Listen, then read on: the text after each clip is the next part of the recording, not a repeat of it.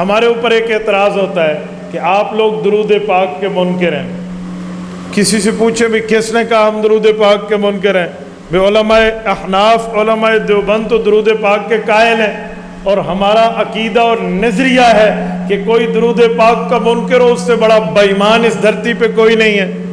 آپ درود پاک کا انکار کیوں کرتے ہیں؟ میں آپ کو ایک واقعہ سناؤں.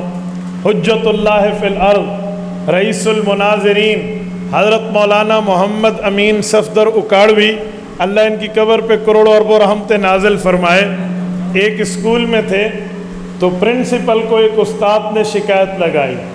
ایک ٹیچر کہنے لگا جی ہمارا کولیگ ہے، ہمارا ساتھی ہے امین صفدر، لیکن یہ درود پاک کا منکر ہے، یہ درود شریف نہیں پڑھتا، یہ دیوبندی ہے، اس کو درود پاک سے چڑ ہے.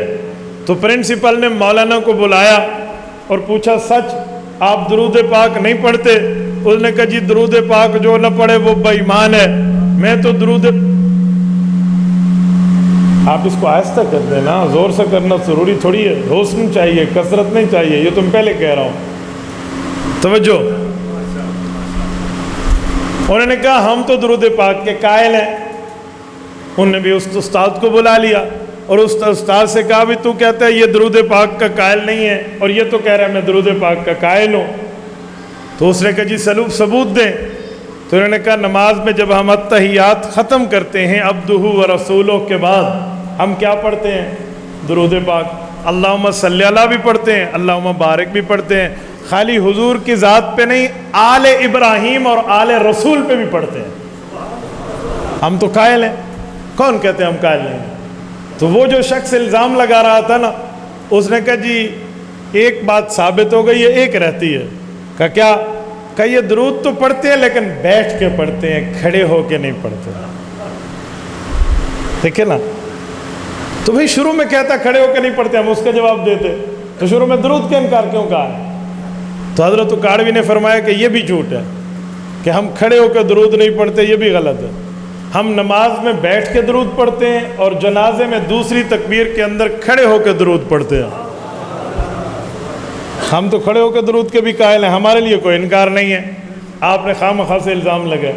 تو اس شخص نے کہا کہ چلو ایک بات اور بھی رہ گئی. اب پرنسپل سن رہا ہے.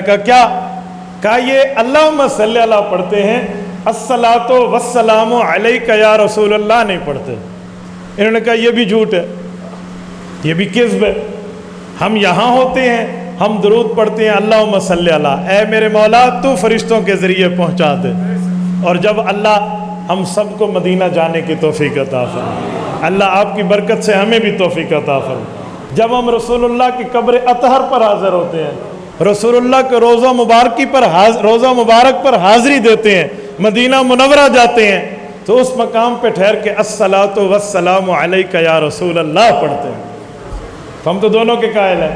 بس فرق یہ ہے کہ کون سا درود کہاں پڑھنا ہے تو ہمیں پتہ ہے، کیونکہ درود پاک ایک تحفہ ہے، اور تحفے کا اصول یہ ہے کہ دور ہو تو بھیجا جاتا ہے، قریب ہو تو پیش کیا جاتا ہے. علماء دیوبند عقل مند لوگ ہیں، ہم ادھر ہیں تو اللہ رب العزت کے فرشتوں کے ہاتھوں حضور پاک کی دربار پہ تحفہ درود کا بھجواتے ہیں، اور جب رسول اللہ کی قبر پہ حاضری کی سعادت دے دے، یہ نعمت عطا فرما دے تو اپنے ہاتھوں سے درود پیش کرتے ہیں. دیکھو اب وضاحت آئی نا تو بات کھلی. تو اسی طرح ایک بندہ ایک مسئلہ وضاحت سے کہے نا کہ یہ ادھر ہے ادھر نہیں ہے، تو اسے اس مسئلے کا انکاری مت کہا جائے، اسے اس مسئلے کا منکر نہ گردانا جائے، بلکہ اس کی بات کو وضاحت کے طور پہ سمجھا جائے. یہ ایسے ہے کوئی کہے کہ میں بھائی 3 رکعت نماز مغرب ظہر کے وقت پڑھوں گا، تو ہم اسے کہیں گے بھائی 3 رکعت نماز مغرب ہے لیکن ظہر میں نہیں مغرب میں ہے. ہم اسے مغرب کا منکر نہیں کہیں گے، ہم رکعتوں کے اوقات کا تبدیل کرنے والا کہیں گے. میرے بھائی درود پاک کہاں، کیسے، کس طرح، کس لیے، کس بنیاد پہ پڑھنا ہے، علماء دیوبند بڑے اچھے طریقے سے جانتے ہیں. تبارك الذي نزل الفرقان على عبده ليكون للعالمين نذيرا.